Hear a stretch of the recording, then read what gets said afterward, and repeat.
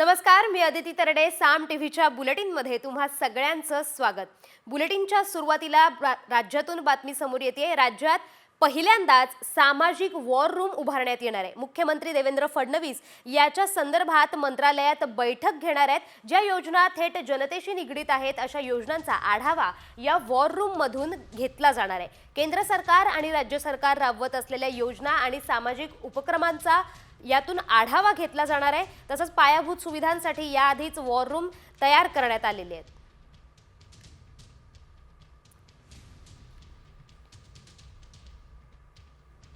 यासह राज्यभरातल्या विविध घटनांचा वेगवान आढावा घेऊया 36 जिल्हे 36 रिपोर्टर मधून.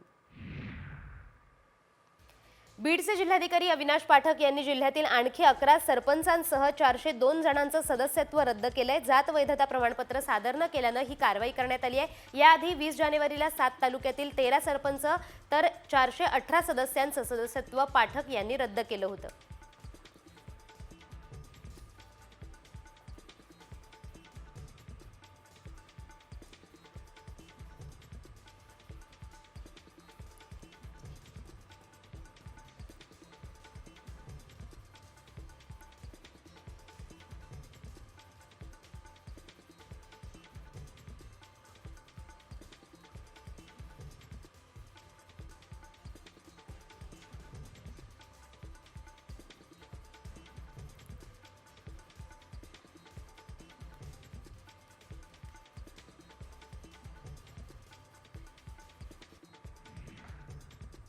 एमपीएससीची प्रश्नपत्रिका 40 लाखांना विकण्याबाबतच्या धक्कादायक ऑडिओ क्लिप प्रकरणी मोठी कारवाई करण्यात आली आहे. आणखी 2 आरोपींना बेड्या ठोकण्यात आल्या आहेत. पुणे पोलिसांनी भंडारा जिल्ह्यातून एका आरोपीला तर दुसऱ्याला मध्य प्रदेशातून अटक केली आहे. या दोन्ही तरुणांनी काही विद्यार्थ्यांना फोन केल्याचं तपासातून पुढे आलंय.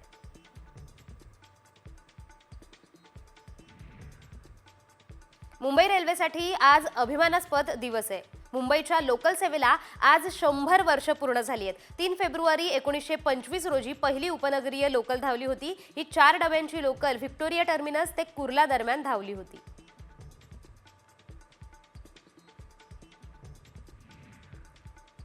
एसटी आता लवकरच प्रीमियम बस सेवा सुरू करणार आहे. कर्नाटकद्वारे ऐरावत, अंबारी, राजहंस या प्रीमियम बस सेवा चालवल्या जातात. परिवहन मंत्री प्रताप सरनाईक यांनी या बसची पाहणी केली. सुरक्षित आणि वेळेवर सेवा ही प्रीमियम बसची खासियत आहे. आता कर्नाटकच्या धर्तीवर लवकरच महाराष्ट्रातही सर्वसामान्यांना प्रीमियम सेवा मिळणार आहे.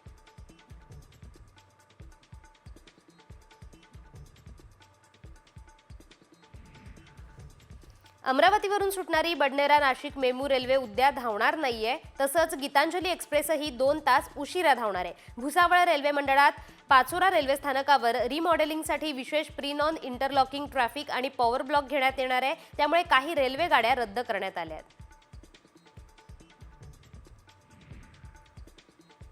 राज्यातले जवळपास अर्धा लाख म्हणजेच 50,000हून जास्त शिक्षक पगारवाढीच्या प्रतीक्षेत आहेत. सेवाकच नसल्याने आणि सरकारच्या तिजोरीत खडखडाट असल्यानं शिक्षण खात्यानं निधीसाठी प्रस्तावच पाठवण्यात आला नसल्याची धक्कादायक बाब उघडकीस आली आहे.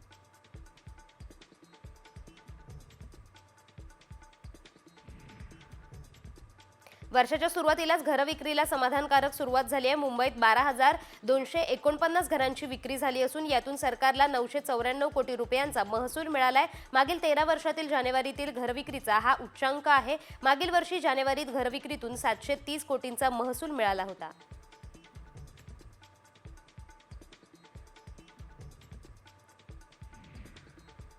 पुण्यात बेशिस्त नागरिकांवर महानगरपालिकेने कारवाईचा बडगा उगारलाय. सार्वजनिक ठिकाणी अस्वच्छता करणाऱ्या 7,000 नागरिकांवर महापालिकेने कारवाई केली आहे तर 60 लाखांचा दंड वसूल केलाय. पुण्यातील कोंढवा परिसरातून सर्वाधिक 9,19,000 रुपयांचा दंड वसूल करण्यात आलाय.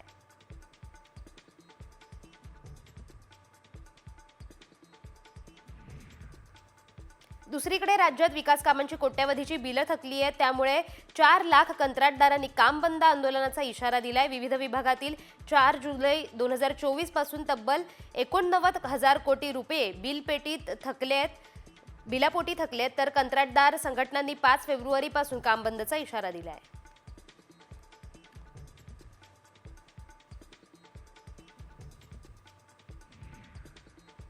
बीएमसीद्वारे मुंबईत 2400 मिलीमीटर व्यासाची नवीन पाण्याची पाईपलाईन सुरू केली जाणार आहे। या कामासाठी मुंबईतील विविध विभागांमध्ये 2 दिवस पाणी पुरवठा बंद राहणार आहे। 5 आणि 6 फेब्रुवारीला भांडूप, कुर्ला, अंधेरी पूर्व, वांद्रे पूर्व आणि दादरच्या काही भागांमध्ये पाणी पुरवठा बंद असणार आहे।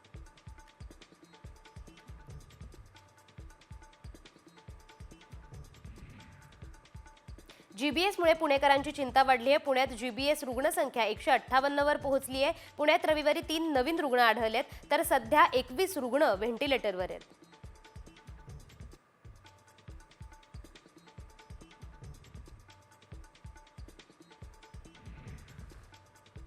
यंदा उन्हाळा लवकर सुरू झाला असून कमाल तापमानाचा पारा आतापासूनच 35 अंश ओलांडत असल्याची नोंद होतीये। दरम्यान आता राज्यात उन्हाचा ताप वाढू लागलाय। हवामान विभागाच्या अंदाजानुसार महाराष्ट्रात येत्या 3 ते 4 दिवसात किमान आणि कमाल तापमानात 2 ते 3 अंशांनी वाढ होण्याची शक्यता वर्तवण्यात आली आहे।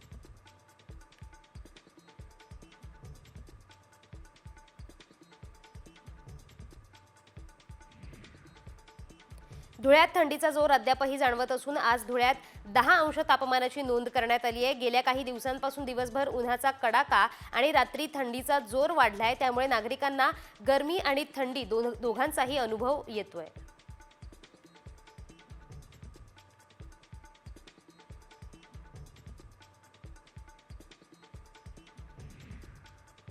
महाराष्ट्र केसरी स्पर्धेच्या सामन्यात पंचांची हुज्जत घालणं पैलवान शिवराज राक्षे आणि महेंद्र गायकवाडला चांगलंच भोवलंय। या दोनही पैलवानांना 3 वर्षांसाठी निलंबित करण्याचा निर्णय महाराष्ट्र राज्य कुस्तीगीर परिषदेने घेतलाय, त्यामुळे पुढच्या 3 वर्षांसाठी या पैलवानांना कोणत्याही कुस्ती स्पर्धेत भाग घेता येणार नाहीये।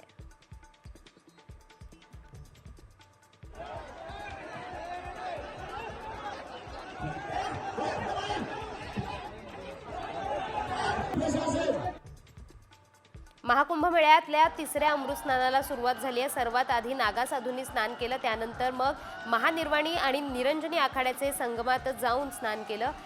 आतापर्यंत 33 कोटींपेक्षा जास्त भाविकांनी महाकुंभात स्नान केलंय, तर आज सुमारे 5 कोटी भाविक अमृत स्नान करतील अशी अपेक्षा आहे।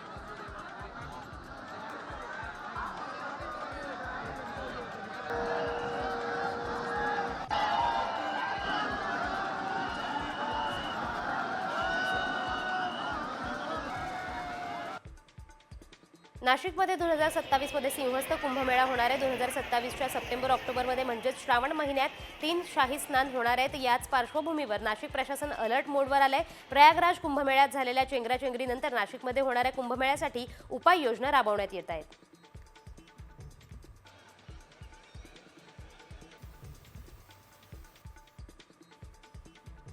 प्रयागराजमध्ये स्वामी शांतिगिरी महाराजांना जगद्गुरू पदवी प्रदान करण्यात आली आहे। महामंडलेश्वर आचार्य अवधेशानंदगिरी महाराजांच्या हस्ते त्यांचा पट्टाभिषेक सोहळा संपन्न झालाय। विशेष म्हणजे श्री शंभू पंचदश नाम जुना आखाड्यातून ही पदवी मिळणार आहे। शांतगिरीजी हे महाराष्ट्रातील पहिले आहेत।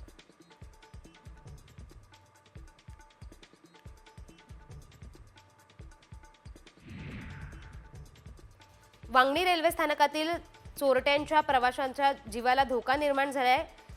या चोरवाटांमुळे अनेक प्रवासी रेल्वे रूळ ओलांडून ये-जा करतायत। रेल्वे प्रशासनाच्या दुर्लक्षामुळे या ठिकाणी जीवितहानी होण्याची भीती व्यक्त करण्यात येते।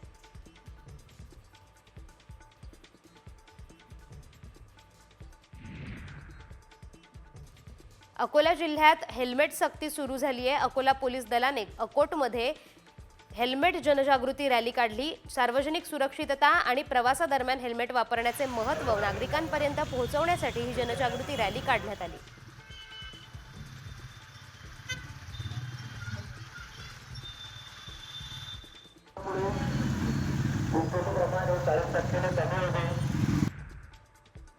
अकोल्यात वऱ्हाडी जत्रा सरस प्रदर्शनला अकोलेकरांचा उत्स्फूर्त प्रतिसाद मिळतोय। वऱ्हाडच्या सांस्कृतिक समृद्धीचं दर्शन घडवणारी अशी ही जत्रा आहे। खेड्यापाड्यातील महिलांच्या बचत गटांना या माध्यमातून व्यासपीठ मिळालंय।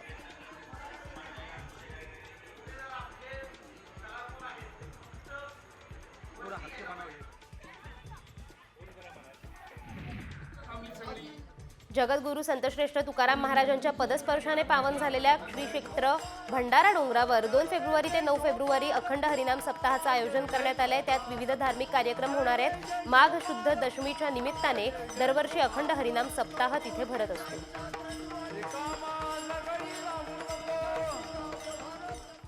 ज्ञानेश्वरी बोलून कोण बोलत? कळलं का माझं बोलणं? सगळ्याकडे मोबाईल आहे। तुम्हाला देव दाखवतो म्हणत एकाला 42,000ला लुबाडल्याची घटना जालन्यात घडली आहे।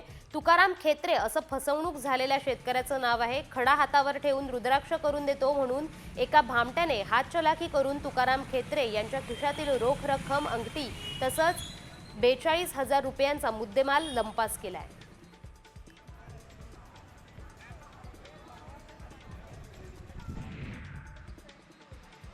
धाराशिवमध्ये बचत गटाच्या महिलांना लाखो रुपयांचा गंडा घालण्यात आलाय। पैसे मागायला गेल्यावर या महिलांना काळ्या जादूची भीती दाखवण्यात आली। महिलांच्या घरात लिंबू, सुया, राख टाकण्याचे खळबळजनक प्रकार समोर आलेत। घरात राख, लिंबू टाकताना सीसीटीव्हीत संशयास्पद हालचाली कैद झाल्यामुळे गावात भीतीचं वातावरण आहे।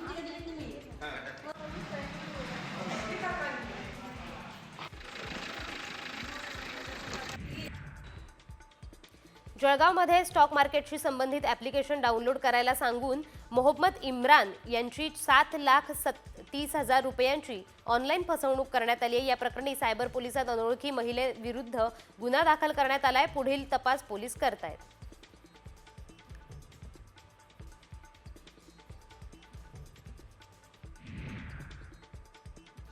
अवैध गुटखा वाहतूक करणाऱ्या वाहनावर मोठी कारवाई करण्यात आली आहे। नंदुरबार जिल्ह्यातील शहादा शहरात बंदी असलेल्या गुटख्याची वाहतूक करण्यात येत होती। कारवाईत महाराष्ट्रात बंदी असलेला 24,34,000चा गुटखा जप्त करण्यात आलाय।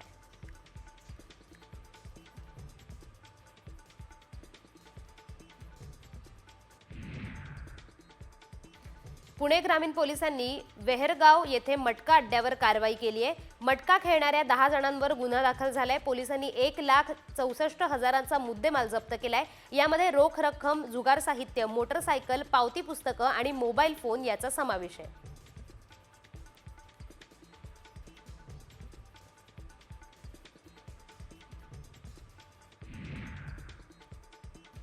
महिलेची फसवणूक केल्याप्रकरणी पुणे पोलीस दलातील कर्मचाऱ्यांचं निलंबन करण्यात आलंय। एका महिलेसोबत संबंध ठेवत तिच्या पतीच्या विमा पॉलिसीचे 5 लाख आणि सोन्याच्या दागिन्यांचा या पोलिसाने अपहार केला होता। तुषार अनिल सुतार असं या पोलीस शिपायाचं नाव असून तो पुण्यातील खडक पोलीस ठाण्यात कार्यरत आहे।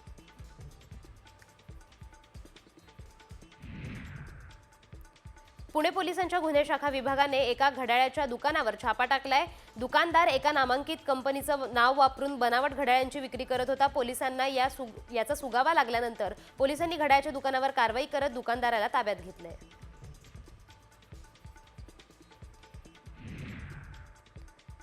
कारमधून गोवा बनावटीच्या दारूची तस्करी करणाऱ्याला कोल्हापूर विभागाच्या पथकानं अटक केली आहे। त्याच्याकडून 5 लाख रुपयांचे गोवा बनावटीच्या दारूचे 75 बॉक्स आणि 5 लाखाची कार असा एकूण 10 लाखांचा मुद्देमाल जप्त केलाय। ही दारू कोणासाठी घेऊन निघाला होता याचा देखील शोध सुरू आहे।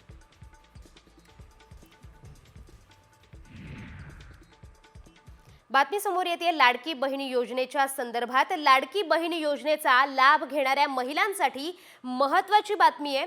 जर तुम्ही लाडकी योजनेत नियमबाह्य लाभ घेत असाल तर तुमच्यावर थेट गुन्हे दाखल होणार आहेत। कोणत्या मंत्र्यांनी हा इशारा दिलाय आणि किती लाडक्या बहिणींचे अर्ज बाद केले आहेत त्यावरचा हा विशेष रिपोर्ट पाहूया। बोगस लाडकींवर गुन्हे दाखल होणार?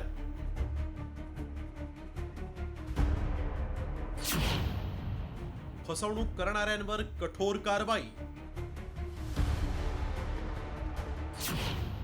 बोगस लाभार्थ्यांना मंत्र्यांचा इशारा।